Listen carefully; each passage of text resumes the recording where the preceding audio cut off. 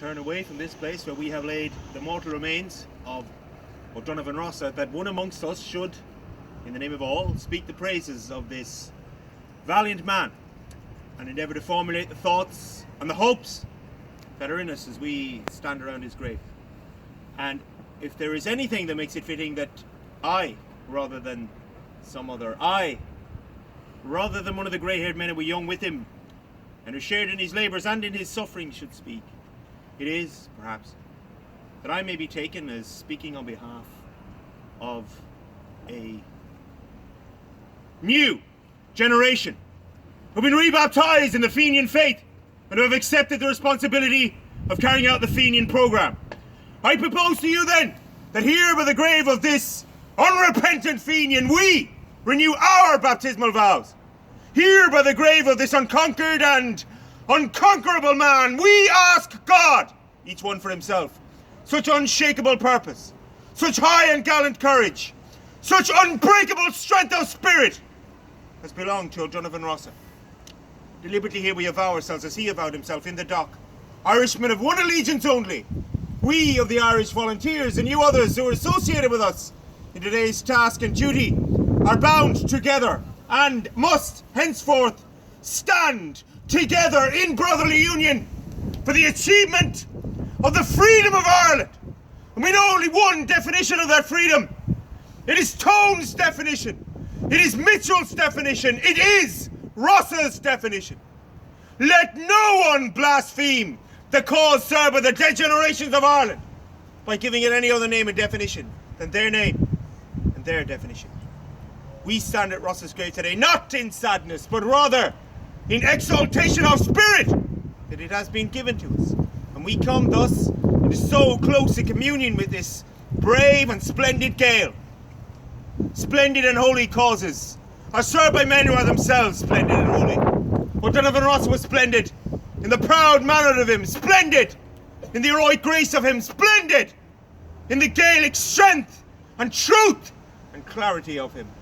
And all that splendour and pride and strength was compatible with the humility and the simplicity of devotion to Ireland, to all that was olden and beautiful and Gaelic in Ireland. The holiness and the simplicity and patriotism of an Ono Growney or a Michael O'Cleary. The clear, true eyes of this man who, almost alone in his day, visioned Ireland, as we today would surely have her. Not free merely, but Gaelic as well. Not Gaelic merely, but free as well. And so in closer spiritual communion with him today than ever before, or perhaps ever again, and in close spiritual communion with those of his day, living and dead, who suffered with him in English prisons, and in a communion of spirit with our own dear comrades, who suffer in English prisons today, and speaking on their behalf as well as our own, we here dedicate to Ireland our love and to English rule in Ireland our hate. This is a place of peace, a place sacred to the dead, where men should speak with all charity and all restraint, but I hold it to be a Christian thing, as Glasnevin Cemetery held it, to hate evil, to hate untruth, and to hate oppression, and by hating them, to strive to overthrow them. Our foes are wise and wary and strong, but wise, wary, and strong as they are, they cannot undo the miracles of God, who ripens in the hearts of young men the seed sown by the young men of former generations, just as the seed sown by the men of 65 and 67 are coming to their miraculous ripenings today.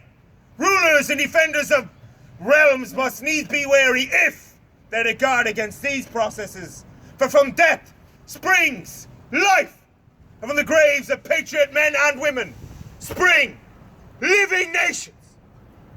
The defenders of this realm have worked well, in secret and in the open. They think that they have pacified Ireland. They think that they've intimidated half of us and purchased the other half. They think that they have foreseen everything. Think that they have prepared against everything. But the fools, the fools, the fools, they have left us our Fenian dead. And while Ireland holds these graves, Ireland, unfree, shall never be at peace.